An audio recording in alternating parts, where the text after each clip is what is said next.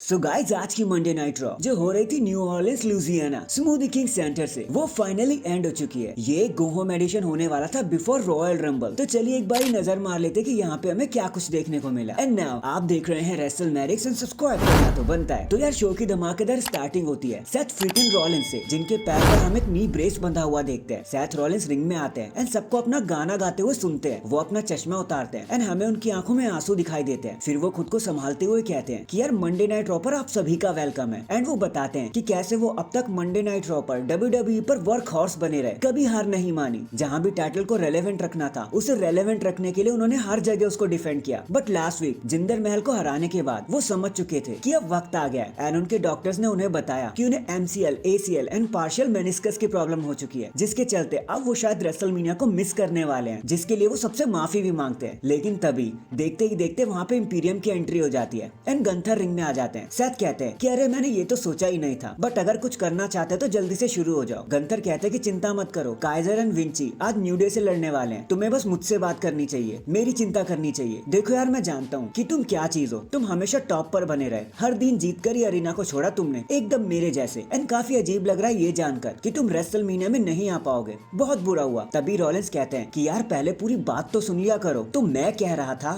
कि I do not care कि doctors क्या कहते हैं, ये रिहैब मेरा कुछ भी नहीं बिगाड़ पाएगा, मैं रेसलमेनिया में जाके रहूंगा, मुझे कोई नहीं रोक सकता। गंथर कहता है अरे वाह ये भी बहुत अच्छी बात है, क्योंकि अब मैं रॉयल रंबल जीतने वाला हूँ और उसे जीतकर मैं उस हर चीज को टारगेट करूंगा जो तेरी ताकत बनी बैठा है, और उसके बाद मैं वर्ल्ड चैंपियनशिप छीन लूंगा तेरे हाथों से। सेथ रॉलिंस कहते हैं कि जरूर, बट देख लो तुम किसके पीछे आ रहे हो। गंथर कहता है कि भाई तुम भी देख लो कि तुम्हारे पीछे कौन आ रहा है। दोनों एक दूसरे को इंटेंस लुक देते हैं, हाथ मिलाते हैं और वहां से चलते बनते हैं। बट तभी पता नहीं कहां से न्यू डे आ जाती है जो इंपीरियम पर अटैक कर देती है एंड हमें नाइट का पहला मैच देखने को मिलता है, the Imperium versus the new day. जब थोड़ा सा मैच आगे प्रोग्रेस करता है तो ये tag team out of control हो जाते हैं एंड एक बार फिर से चीजें डबल काउंट आउट्स पर खत्म हो जाती हैं, जिसके बाद ये लड़ना छोड़ते ही नहीं है। टेबल हो या आउटसाइड ब्रॉल, हर चीज को एक दूसरे पर पटक कर ही छोड़ते हैं। बट इन दी एंड दोनों ही टैग टीम्स टेबल पर गिरकर नॉकआउट हो जाते हैं और चलने की हालात में नहीं रहते। देन हमें आईवी नील वर्सेस वेलहैला के बीच में भी मैच देखने को मिलता है। बताने के लिए यहाँ पे कुछ खास था नहीं, एवलांच बुलडॉग लगाकर आईवी मैच को सरप्राइजिंगली जीत जाती है। इसके बाद हमें नया जैक्स देखने को मिलती है जो अपने रॉयल रंबल को एड्रेस करती है एंड कहती हैं कि मेरे रास्ते में सिर्फ दो ही कांटे थे, Becky Lynch and Riya replay, but इस सैटरडे को जब मैं रॉयल रंबल जीत लूंगी तो ये दोनों ही कांटे मेरे सामने से चले जाएंगे हमेशा के लिए। तभी वहाँ पर बैकी लिंच आ जाती हैं। बैकी कहते कि यार चुप हो जा, कितना बोलती है तू, ठीक है तूने मुझे हरा दिया, सो व्हाट, अब क्या तुम इसे लेकर 5 साल तक गाना गाती रहोगी? और मुझे नहीं पता कि ज्यादा मजेदार क्या होने वाला है, रॉयल रंबल को जीतना या फिर तुम्हें फिर से हारते हुए देखना नया। इतना सुनते ही वहाँ पर बेली आ जाती है जो कहते कि यार कितना बोलते हो तुम लोग, कितने नादान हो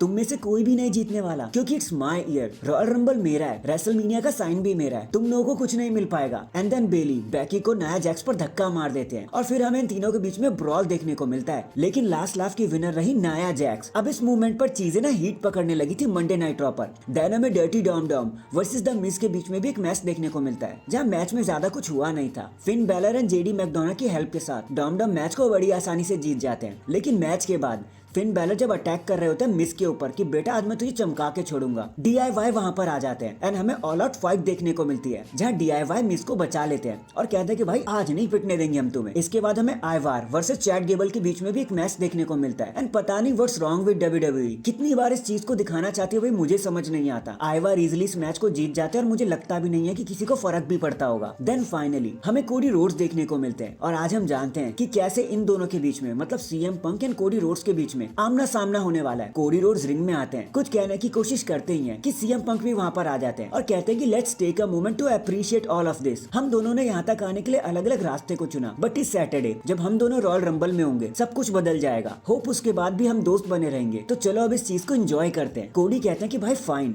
लेकिन बताओ क्या बात करना चाहोगे? CM पंक कहते हैं कि यार तुम्हारे पिता के बारे में बात करनी है। तो सारे बंदे शॉक हो जाते हैं। पंक कहते हैं कि 2007 का समय होगा, तुम्हारे पिताजी ने मुझे कॉल किया था कि मैं अपने जवान बेटे को OVW में भेज रहा हूँ, उसको देखते रहना, उसका ख्याल रखना। और मैं उनकी बात कैसे टाल सकता था, मैंने तुम्हें ग्रो अप होते हुए देखा है कोडी रोड्स, मुझे गर्व है तुम पर। लेकिन मैंने उनका नाम इसलिए लिया क्योंकि इस सैटरडे को शायद मैं वो प्रॉमिस अब हमेशा के लिए तोड़ दूंगा, क्योंकि मैं रॉयल रंबल में आने वाला हूँ, मैं उस रॉयल रंबल को जीत जाऊंगा और मुझे पता है उसे जीतने के लिए मुझे कोडी रोड्स को हराना पड़ेगा एंड मैं वही करने वाला हूँ। कोडी रोड्स कहते हैं कि देखो मैंने बहुत से लेजेंड्स के साथ काम किया है, सबको मुझ में दी अमेरिकन नाइट में डस्टी ही दिखाई देते हैं, काफी मेहनत करी मैंने उनके शैडो से बाहर निकलने के लिए, but trust me royal rumble में कोई कोई भी किसी का दोस्त नहीं है, तो चिंता मत करना। पंक कहते हैं कि देखो 2K24 गेम में आ गए तुम, लेकिन एक स्टार ऐसा भी है जो ये काम काफी पहले ही कर चुका है, जो तुमसे काफी ज्यादा बड़ा है। सीएम पंक यहाँ पर अपनी ही बात कर रहे थे। कोडी रोड्स कहते हैं कि भाई देखो, मुझे स्टोरी एंड करनी है, मुझे आगे ही आगे चलते जाना है, एंड अगर उस रास्ते में जाने के लिए मुझे सीएम पंक से गुजरना पड़ेगा तो मैं गुजर जाऊंगा। जिसके बाद कोडी रोड्स एक धक्का मारते हुए जाते हैं सीएम पंक को, और हमें इन दोनों के बीच में एक स्टेयर डाउन देखने को मिलता है एंगर वाला, और उसके बाद ये दोनों रिंग के अपोजिट साइड से निकल के चले जाते हैं। लड़ाई नहीं करते लेकिन गुस्सा जरूर दिखाते हैं। इसके बाद हमें एक टैग टीम मैच दिखाया जाता है, Zoey Stark, Shayna Baszler versus Indi Hartwell and Candice LeRae. बताने के लिए यहाँ भी कुछ ज्यादा नहीं है। टैग टीम चैंप्स इस मैच को बाहर से मॉनिटर कर रहे होते हैं। Zoey Stark and Shayna Baszler match को आसानी से जीत जाते हैं। जिसके बाद जब उनका सामना टैग टीम चैंप से होता है तो आस्का एंड कायरी उन पर अटैक कर देते हैं और बताते हैं कि यार पहला चांस तो टैग टीम का हमें ही मिलेगा। एंड देन फाइनली ये सारी चीजें लीड करती है हमें हमारे लैकलस्टर मेन इवेंट की तरफ, जहां ड्रू मैकिंटायर फेस करने वाले थे डेमियन प्रीस्ट को। मैच में सच में कुछ बोलने के लिए था ही नहीं भाई, बस R-Truth पता नहीं कहां से बीच में आ जाते हैं, जो डेमियन प्रीस्ट को बीच बीच में डील देते रहते हैं कि भाई मेरी बात मान ले, कि तभी ड्रू मैकिंटायर उन पर पंच लगा देते हैं R-Truth के ऊपर। जिसके बाद R-Truth रिंग में गिर जाते हैं और रेफरी उन्हें चेकआउट करने लगते हैं। इसी का फायदा उठाकर डेमियन एक चॉक स्लैम लगा देते हैं ड्रू मैकिंटायर के ऊपर, लेकिन क्योंकि रेफरी का ध्यान R-Truth पर होता है तो वो पिन नहीं कर पाते। डेमियन प्रीस्ट को गुस्सा आ जाता है, वो R-Truth को पकड़ लेते कि बेटा मैं तुझे नहीं छोड़ने वाला, लेकिन तभी वो एक क्लेम और किक का शिकार हो जाते हैं। And then 1 2 3 Drew McIntyre match को बड़ी आसानी से जीत लेते हैं। एंड डैंग, इसी के साथ हमारी आज की Monday night Raw go home edition यहीं पर खत्म हो जाता है। आपको आज का शो कैसा लगा कमेंट करके जरूर बताना, एंड चैनल पर नया है तो चैनल को जल्दी से लाइक एंड सब्सक्राइब कर दो। बाकी मैं मिलता हूँ आपसे किसी और अपडेट के साथ, तब तक के लिए अपना ख्याल रखें और खुश रहें।